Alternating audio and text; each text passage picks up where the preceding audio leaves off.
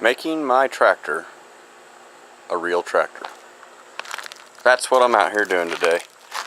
There's only going to be probably a very few of you that watch my channel that understands the inside joke behind this. But there was a guy that commented on Joe Capper's tractor when he had that Coyote. You take that loader, that dinky loader off there, make that thing a real tractor. Well, and then Joe, of course, responded in kind, saying, you know, I always keep my loader on. You'll always find something you need to do with it.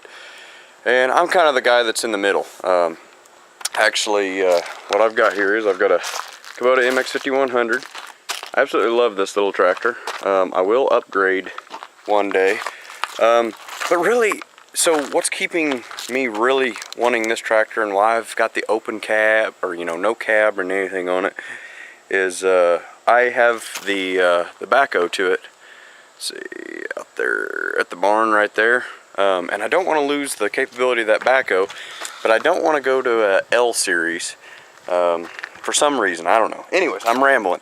What I'm going to do here is I'm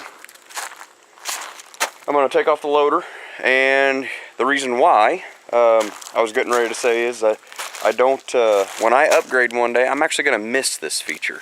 So all these loaders on these utility and compact tractors, whatever you want to call these things, all the way up even to the big agricultural tractors, you remove this pin and take off some quick disconnects, you have a removable loader. So for the guy that commented that says make that thing a real tractor, that's not the case. There's uses for both. I personally find the tractor that I've got plus Joe's tractor that he even has a Branson now, they have that same quick offloading of the loader as an option, whereas the guy that commented doesn't have any loaders on his tractors. He's got a skid steer, but that's a completely different thing. I don't even consider that a farm implement unless you're in hay or turkey houses or something like that where you need low clearance because they beat the hell out of you. So anyways, tractors at least ride a little bit nice. So now to the meat and potatoes of this thing. I want to show you how quickly it is to take these things off. So if I'm going to go out here, I've actually got a 8-foot finish mower. I can mow my yard with this thing. The thing is when I get into situations where I don't want to hit stuff with a loader, it's nice to take it off. So I'll go real quick on taking this stuff off. So I'm going to do a final till of my garden. But I've been wanting to do this to show you how quick it is to take this thing off. I'll try to edit this as little as possible, and that way you guys can see how quickly it is to take these things off.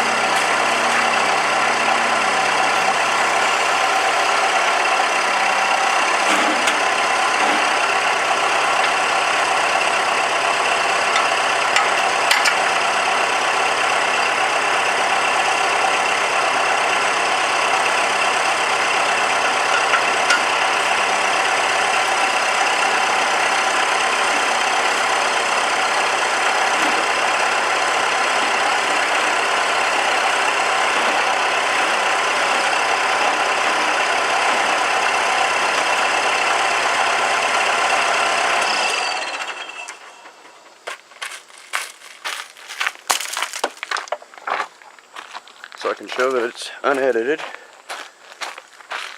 Turn the tractor off. Of course, now I gotta take these quick disconnects off. Now, one thing that I will say to do is this still has pressure in the system on it. So just give a quick of that, because you don't want to change it. You don't want these things sagging down to where you can't back out from your tires. But now we'll take these things off.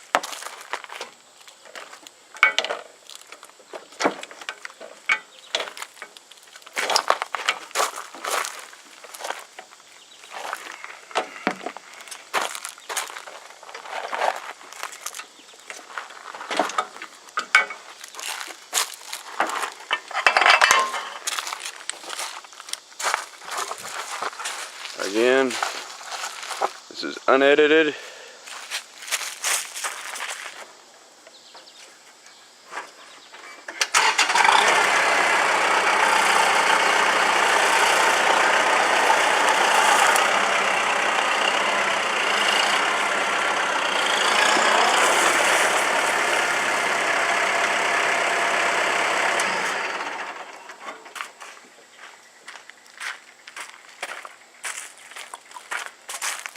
Just like that, I now have a loaderless tractor with a very short body now that I can do mowing applications and stuff like that. And then guess what? Just like Joe needs a loader on there. If I go to mow trails or something in the timber, where I might encounter a tree or something like that, put it back on. It takes about as much time to put it back on as it does to take it off, which you guys can see it wasn't that much. So one thing to note though is unless you take this off in a barn or anything like that, like if it's out in direct sunlight, these hoses will build up pressure. So when you go to plug them back into these couplers, unless you have flat face couplers, you're gonna have a lot of pressure there. If you park it in a barn where nothing builds up and everything stays steady, you don't have that problem. But I've had these issues a couple times. And to alleviate those issues, right back here on the back side, you just have to find out which one's giving you problems. They're color coded. They're color coded on here to which one you can't get back on. You come in here with a little wrench, break those two joints right there. Yeah, you're going to lose a little bit of hydraulic fluid. But break that joint, it relieves the pressure, and then it's as simple as just pulling back your face, hook it into the coupler, and you're done. So anyways guys, that is as much as it takes to take a loader off and put it back on. I really don't need to put it back, show you how to put it back on, because it's that simple to put back on. But there you guys go. I've made my tractor a real tractor.